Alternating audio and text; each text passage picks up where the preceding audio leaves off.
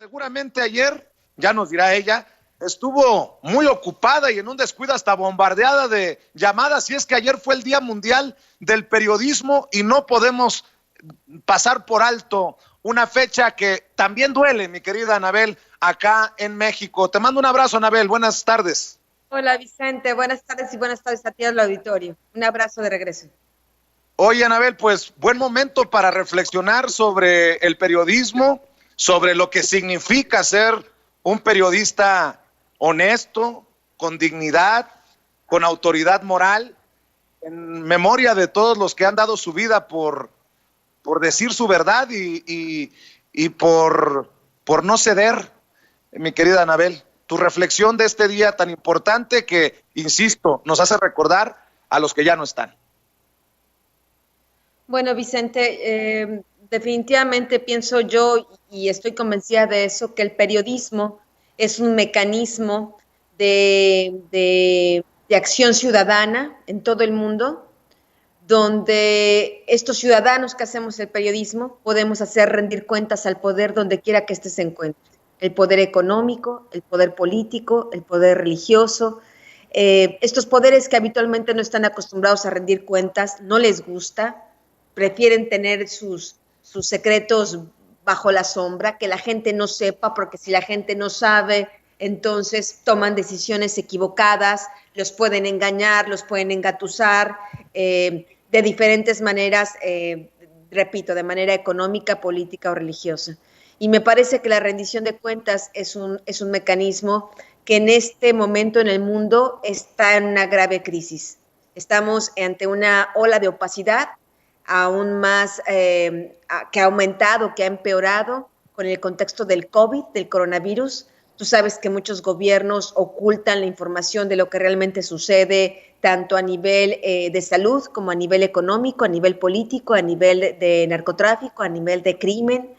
Y me parece que los periodistas hoy tenemos un gran reto de, independientemente de superar, además, todos los miedos que habitualmente los periodistas tenemos que superar en México, pues también superar esta barrera de la epidemia y que eso no sea un pretexto o una excusa para no cumplir nuestro trabajo y servir a los mexicanos para que tengan la información en tiempo justo, en tiempo real, una información acuciosa, documentada, que les permita tomar las decisiones. Ya las decisiones que cada persona quiera tomar, esa es su libertad, pero no hay libertad si no se sabe la verdad, no hay libertad si no se tiene información. Y he decidido iniciar con este tema, Anabel, porque, y no es cebollazo, tú sabes muy bien que respeto mucho ese escrutinio que has realizado desde tu trinchera independiente, no de la actual administración, ni de la pasada. Lo vienes haciendo ya por muchos años y creo que en la medida en que también las audiencias se comprometan con esa responsabilidad de elegir más y mejores contenidos, de buscar la verdad, pues de alguna manera también tenemos que salir de ese hoyo negro en el que está metido, sumido nuestro México, que pues tenemos que admitirlo, es uno de los lugares, si no es que el lugar más peligroso para ejercer este ingrato y bello negocio del periodismo, esta profesión, esta labor, este estilo de vida del periodismo, Anabel. Estoy de acuerdo contigo, Vicente, en el sentido de la corresponsabilidad que también tienen los ciudadanos, porque si bien es cierto, a lo largo de los últimos 12 años, más de 150 periodistas en México han perdido la vida. Han sacrificado a sus familias, han sacrificado su beneficio personal por servir a la sociedad. Estamos hablando de que, y tú lo sabes, está perfectamente documentado, México es el país sin guerra, sin una guerra declarada, sin una guerra formal, convencional, como se podría decir en términos de la ONU, que tiene el mayor número de periodistas muertos, más que Siria, más que Afganistán, más que cualquier otro lugar del planeta donde sí hay una guerra declarada. Entonces estamos hablando que evidentemente estamos en México atorados en una crisis terrible, propiciada principalmente por la corrupción, la colusión de las autoridades con el crimen organizado. Cuando los periodistas nos encontramos investigando, incluso a veces solo temas de corrupción o temas de abuso de poder de un alcalde, de un jefe policíaco, de un síndico, o de un presidente de la República, de un gobernador. Cuando estamos haciendo estas investigaciones, es casi inevitable toparse en algún momento, y los colegas no me dejarán mentir, con algún tema de crimen organizado. Porque cuando estos políticos, estos servidores públicos trabajan para el crimen organizado y un periodista está cuestionando este poder que le es útil al crimen organizado, es ahí cuando estos dos poderes se unen para combatir la transparencia y la rendición de cuentas que tratamos de generar los periodistas a través de nuestro trabajo cotidiano o a través de nuestras investigaciones de largo aliento. Entonces, me parece que en este sentido es muy importante la corresponsabilidad de la sociedad de informarse y de interesarse por este derecho, porque si bien es cierto, nosotros como periodistas hacemos con nuestro esfuerzo que la sociedad tenga acceso a esta información, la gente tiene entonces ahora la corresponsabilidad de: yo tomo esta información, la conservo en mi memoria, en mi conciencia ciudadana, y entonces tomo decisiones. No se vale que los ciudadanos, por ejemplo, ciudadanos que estén tal vez apoyando este proyecto político del señor Felipe Calderón, estos ciudadanos que han supuestamente, de acuerdo a lo que dice Calderón y su mujer, su esposa Margarita Zavala, han firmado solicitando la creación de este partido político. Bueno, pues nadie podría decir que estos ciudadanos no saben quién es Felipe Calderón. Lo saben desde hace años. Lo saben desde que llegó al poder y tomó la presidencia de la República. Si no podrán decir después, no sabíamos quién era, no lo entendíamos. Yo en su momento fui una de las periodistas que más llamó a cuentas a Felipe Calderón desde el 2006, 2007, 2008, durante todo su sexenio. Hablé de sus complicidades, de su corrupción, de Juan Camilo Muriño, de Genaro García Luna, hablé de su alcoholismo, de su problema con el alcohol. Hablé de cómo ya no cumplía su agenda como presidente de la República, cómo la suspendía, hablé de su prepotencia, hablé de sus problemas de los partidos.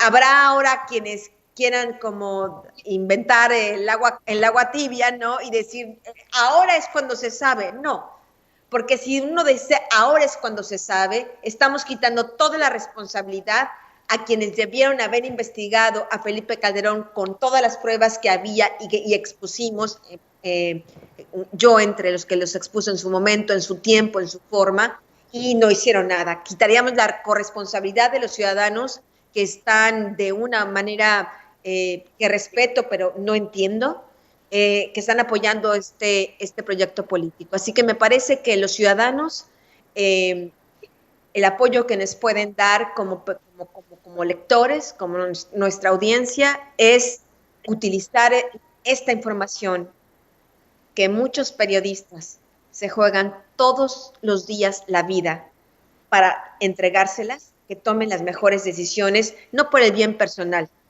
no para ver si el compadre llega a un puesto público, sino por el bien de México.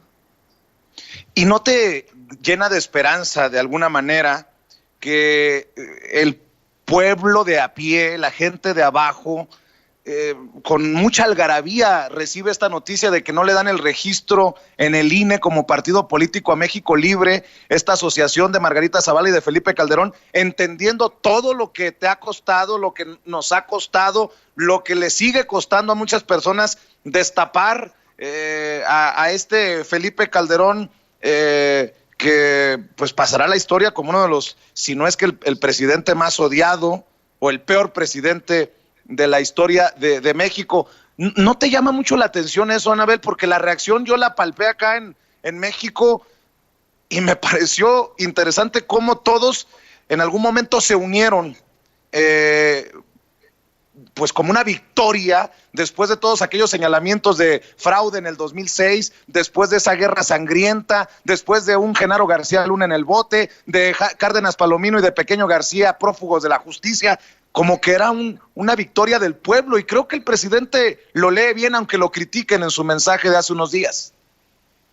Mira, de Felipe Calderón, y por eso es importante conservar la memoria de lo que se denunció en su momento, muchos ciudadanos reunieron firmas para que un tribunal internacional juzgara en el 2011, 2012, 2013 a Felipe Calderón por los crímenes cometidos en México, por esta falsa guerra contra el narcotráfico, que más bien era su colusión con el narcotráfico, con el cártel de Sinaloa, que causó miles de muertos y desaparecidos y una violencia grotesca que terminó totalmente con la escasa y frágil paz que había en México. Entonces estamos hablando desde hace mucho tiempo que muchos ciudadanos están pidiendo justicia porque se supo en su momento quién era Felipe Calderón. A mí realmente cuando yo veía estas iniciativas de este hombre, yo me preguntaba, no va a reunir ni una firma, ni su mamá va a firmar para que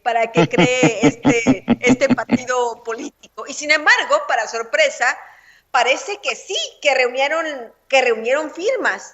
No, aparentemente lo que estoy leyendo de las noticias, los recursos con los que se financiaron no eran muy claros, tampoco fueron claros en su campaña presidencial, tendríamos que decirlo. Recuerdo no solo los datos duros de su financiamiento en su campaña presidencial, que fueron muy opacos, que había lagunas, como igual ocurrió en la campaña de Vicente Fox y de Enrique Peña Nieto, sino también recordarás que el propio abogado del Mayo Zambada, señor Fernando Gagiola, me reveló que el cártel de Sinaloa, según los propios dichos del Mayo Zambada y de Vicente Zambada Niebla, su hijo, habrían sido financiada la campaña política de Felipe Calderón con fondos del cártel de Sinaloa. Entonces estaríamos hablando que es un hombre que ya estaba totalmente involucrado, que tiene un negro historial, si lo queremos hablar de esta manera, no solo en materia política o como gobernante, sino también en materia electoral. Así que para mí era increíble que la gente firmara estas solicitudes para obtener el registro. Y bueno, debo decir que pienso que sí, México libre de Calderón. Qué bueno. Qué fuerte declaración, Anabel. Y para reforzar tu verdad, punto... es lo primero que pensé, Vicente. Le niegan el registro a México libre. Pensé, vaya, finalmente México libre de Calderón. No se podía pensar de otra manera. A lo mejor por eso la gente festejaba tanto, porque finalmente quedaron libres, a menos hasta este momento, de este sujeto que todavía, con un cinismo increíble, pensaba que podía volver a engañarnos y poder, sobre todo, jugar con que la gente no tenía memoria. Los mexicanos sí tenemos memoria y muchos periodistas trabajamos muy duro para que esa memoria no se borrara. Y precisamente me llama mucho la atención que tu más reciente artículo en Deutsche Welle hablas de los expresidentes de México al banquillo de los acusados y dices en un párrafo, si bien es imprescindible juzgar el pasado en México, también se debe plantear forzosamente cómo evitar que este se repita. Esto en relación a la propuesta del presidente Andrés Manuel López Obrador de la consulta popular, Anabel. Así es, Vicente. Bueno, como tú sabes y como la audiencia sabe, justo en estos momentos, justo en estos días, hasta el 15 de septiembre, están las fechas para recolectar estas firmas. Se debe recolectar más de 1 millón de firmas para convocar, para que se haga el quórum, para entonces ya convocar a la consulta sobre si los expresidentes, al menos los últimos 5 expresidentes, Carlos Salinas de Gortari, Ernesto Zedillo Ponce de León, Vicente Fox Quesada, Felipe Calderón Hinojosa y Enrique Peña Nieto puedan ser sometidos a juicio. Ahorita estamos en la consulta de la consulta. Si se reúnen las suficientes firmas, tendríamos ya la consulta formal de si deben o no llevarse a juicio y bueno, eso sin duda alguna sería un tema histórico en México. Y bueno, hemos hablado muchas veces de estos excesos del poder presidencial, son parte de un tema insistente, recurrente en nuestras pláticas, Vicente, pero también hay que hablar, y me parece fundamental, de cómo evitar que esto suceda cíclicamente, porque si tú lo ves y nos damos todavía más atrás, desde Díaz Ordaz, Echeverría, hasta Enrique Peña Nieto, al menos esperemos que este presidente no caiga en eso, y si caiga, pues lo llamaremos a cuentas, pero hasta este momento al menos todo indica que no. Pero al menos lo que es un hecho documentado es que todo este ciclo de presidentes, hasta Enrique Peña Nieto, han cometido directamente ellos, desde la casa presidencial, actos de corrupción. ¿Por qué? Son de diferentes partidos políticos, se supone que son de diferentes incluso ideologías, podría pensarse, cuando el PAN, cuando Vicente Fox, cuando Felipe Calderón llegan al poder, y sin embargo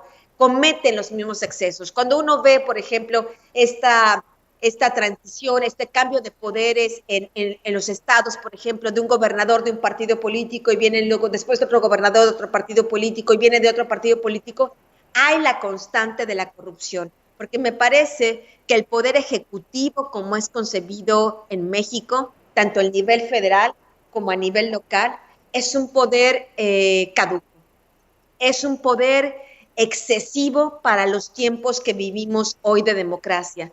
Es un poder que en realidad no tiene contrapesos, aunque en el papel, en la Constitución, existe el poder legislativo y el poder judicial, que se supone deberían de ser el contrapeso de este poder ejecutivo fuertísimo.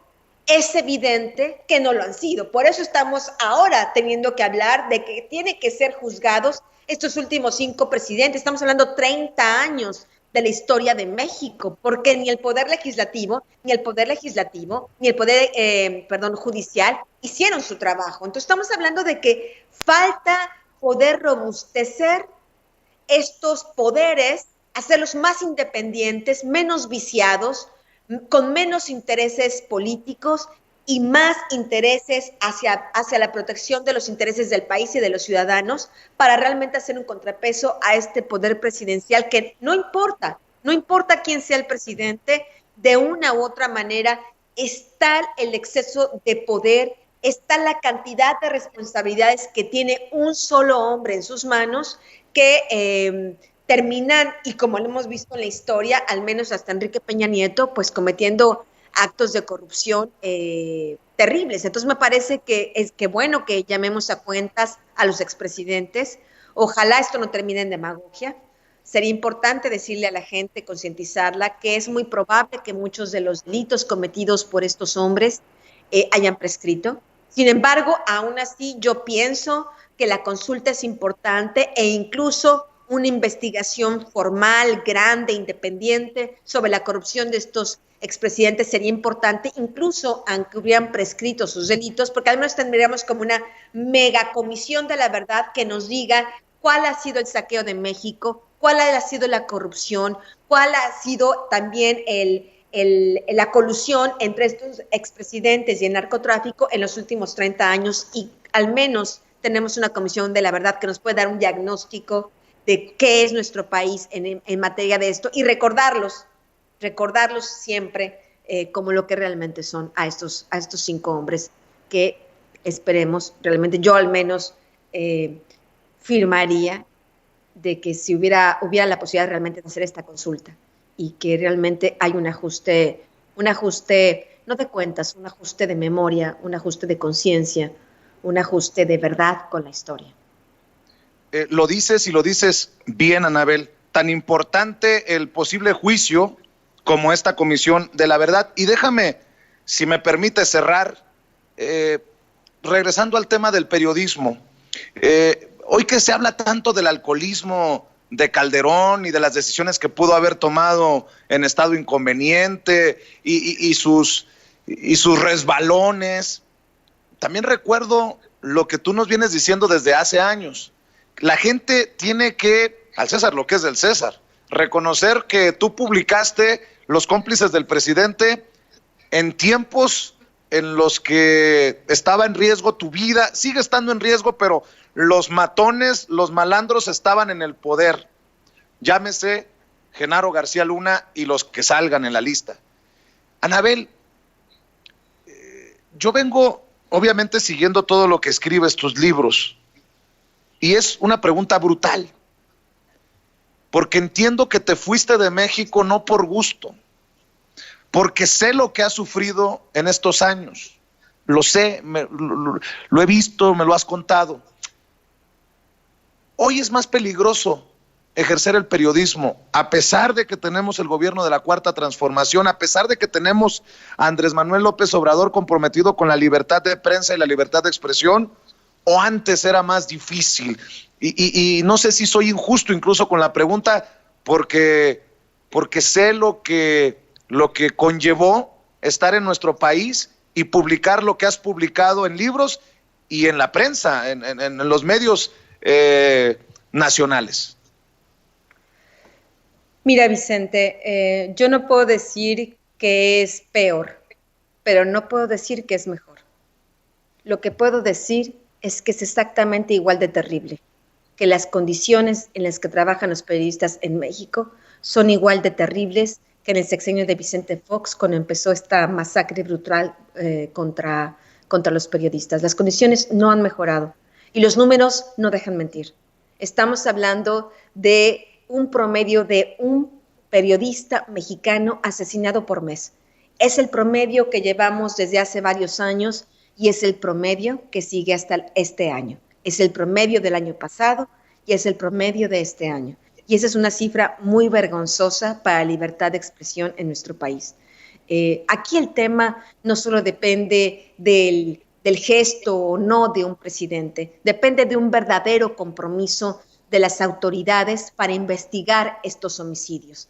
Depende de los funcionarios públicos de otros niveles que se sienten incómodos con nuestras investigaciones y que entonces comienzan a amenazar o de plano a asesinar a los periodistas incómodos. Entonces estamos hablando realmente de un nivel de impunidad en los asesinatos de periodistas terrible. El mismo nivel de impunidad que con Felipe Calderón, el mismo nivel de impunidad de Enrique Peña Nieto. Me parece que yo sería una traidora a mis compañeros periodistas si no dijera esto. Esta es la realidad, Vicente. Independientemente de la 4T o de Andrés Manuel López Obrador o no Andrés Manuel López Obrador, la situación sigue siendo terrible. Los salarios son pésimos, no hay seguros de vida, no hay respaldo a los familiares que quedan desamparados con la muerte del periodista. Y no hay justicia. Las autoridades locales y la propia Fiscalía General de la República, que tiene la facultad de atracción del caso y de hacer sus propias investigaciones, no hay casos resueltos, solo es impunidad. Y me parece que esto habla por sí mismo. Es impunidad porque, por desgracia, muchas veces, en la mayoría de las ocasiones, quienes están amedrentando y asesinando a los periodistas son las propias autoridades. ¿Cómo se van a investigar a sí mismas?